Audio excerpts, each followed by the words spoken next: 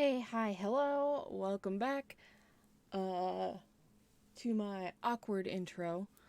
Um so just because this video might go up before my last one, as you see, I haven't uploaded for a month or something like that, and my background has changed. I got some new bookshelves. I've been trying to get those up. I've been trying to get my office cleared and straightened and all nice and pretty for y'all to have nice and pretty videos from me, and it's taking longer than I thought it would. So uh we're trying this from my webcam right now, and we'll see how that goes. So this video is going to be my November TBR, as in like what I hope to read for this month, because we all know how TBRs go. I will say, so I have started one book, and that is, oh gosh, I'm all out of order over here.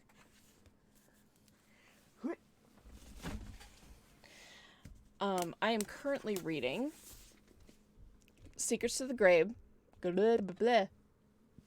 Excuse me. Secrets to the Grave by Tome Hogue.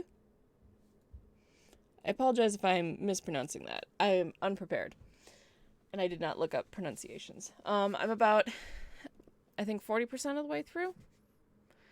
And the only reason why I know 40% is because I am trying for the first time listening to an audiobook and also physically reading the book, because I have an insane crochet and knitting habit, and it's impeding with how much I'm reading.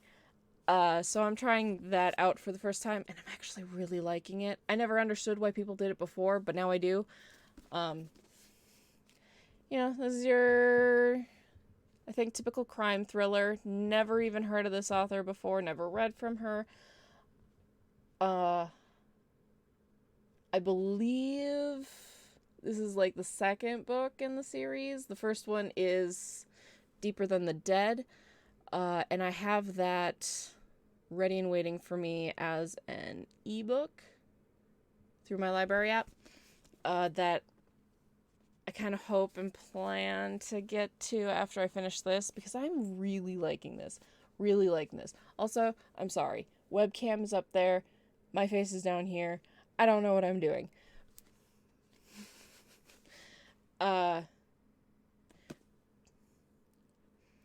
Basically, there is a murder. And the lady that got murdered in her house has a bunch of stab wounds, a butcher knife in her vagina, and her boobs cut off. And her 4-year-old daughter was found still alive, lying next to her, had been strangled, but hadn't died. And she called 911 and said, "My daddy is hurting my mommy," or something like that. This is not spoiler. This is stuff you find out in the synopsis. So, solving that crime, talking to people. There's a little bit of character stuff that I'm sure is from the previous book, but you don't need to have read the previous book to enjoy this, clearly, because I'm freaking loving it. So excited to finish it, and it's a nice floppy. This is a floppy. Love it. It's so floppy and pretty, and I love the colors. I'm just loving it.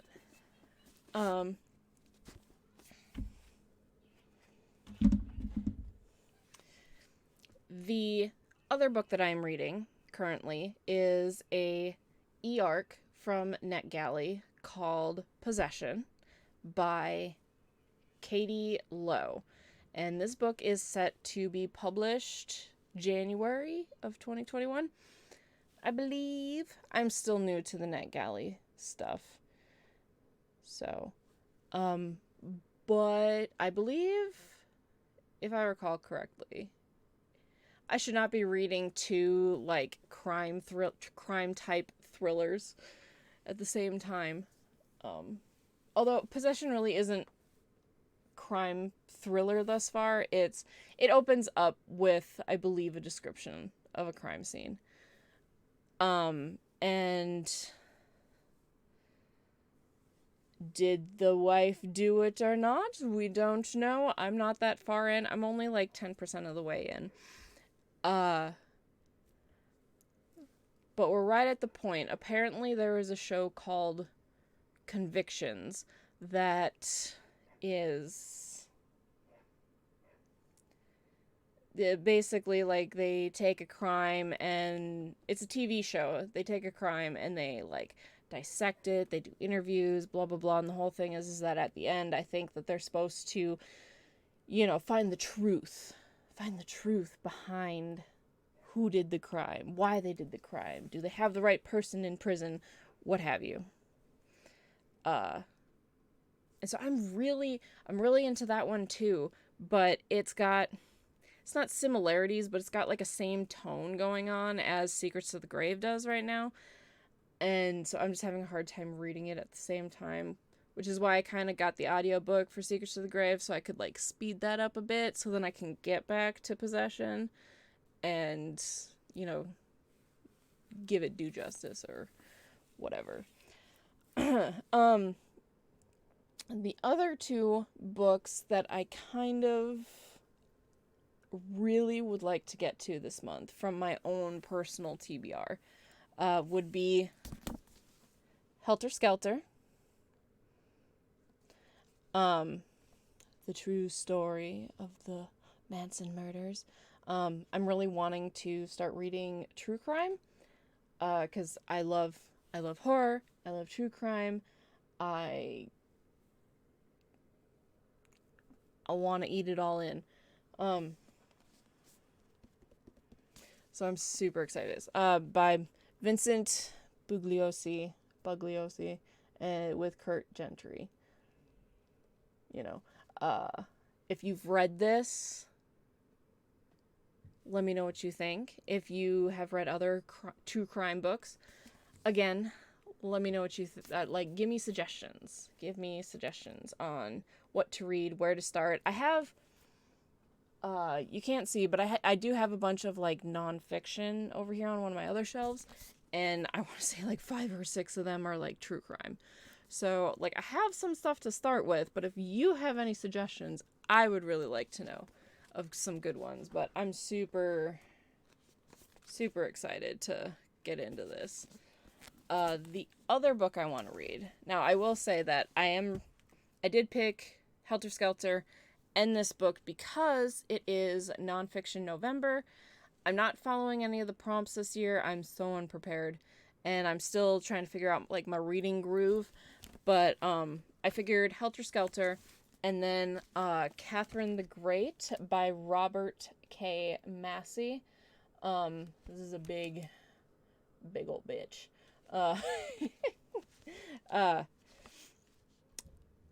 My husband and I recently started watching the show The Great that is on Hulu, and it's, about Catherine the Great, and it's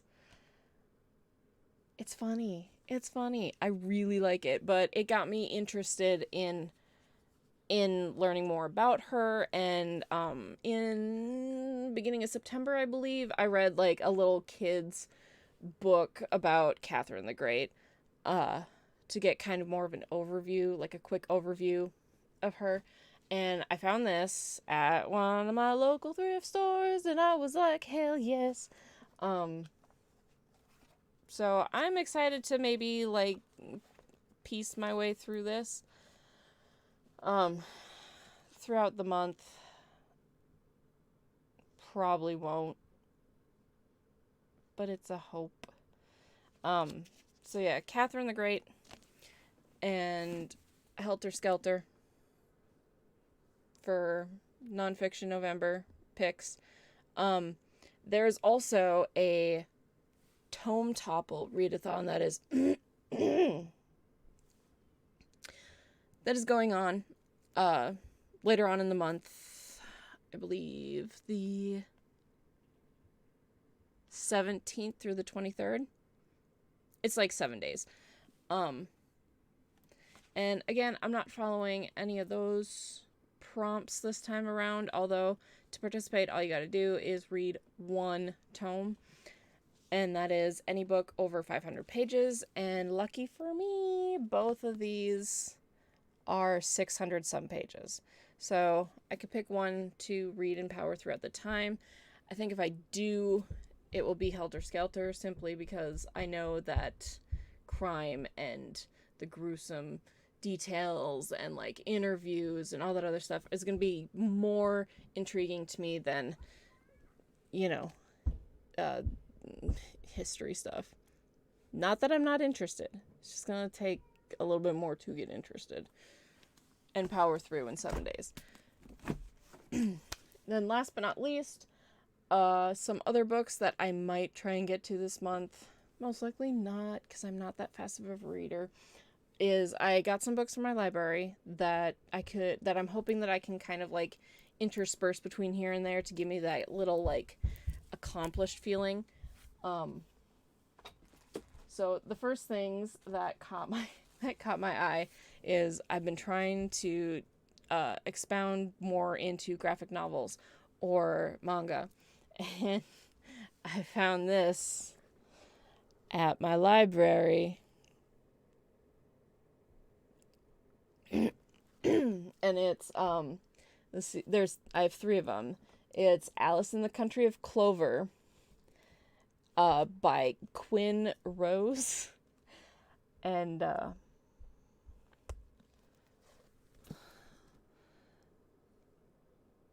I am not a romancy person, but I was just very much like, yo, let's see what this is. We're just short, quick reads.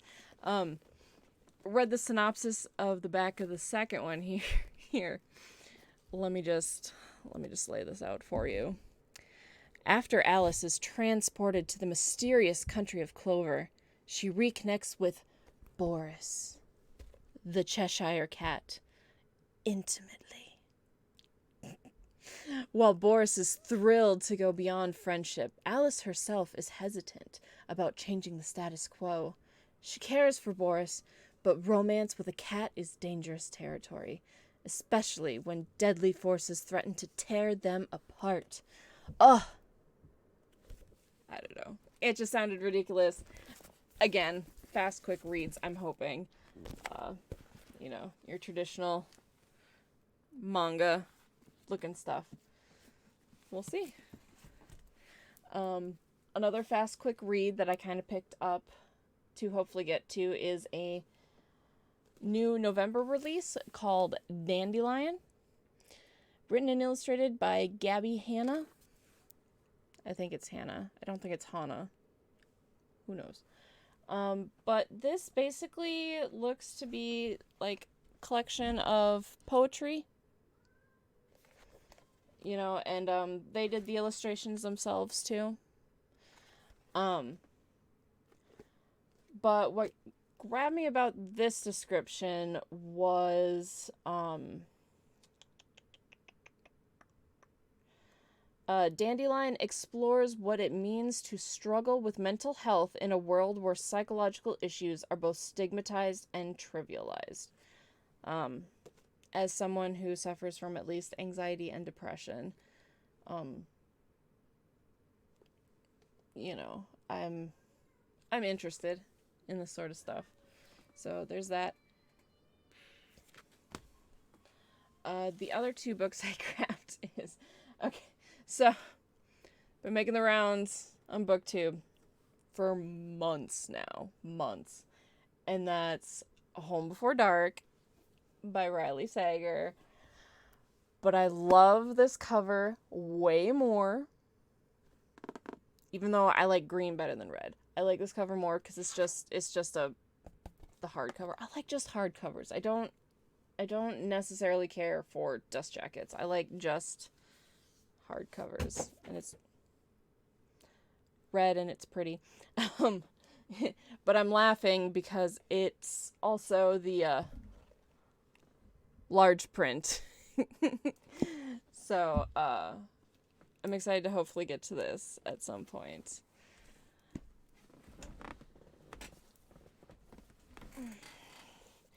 And then lastly was another random pick. This is another new item as of October, from Penguin House Press, I think. Penguin Random House, whatever. It is The House of Whispers by Laura Purcell. Honestly, I only picked this up because the cover looked pretty and it has the little horror sticker. And I was like, yes.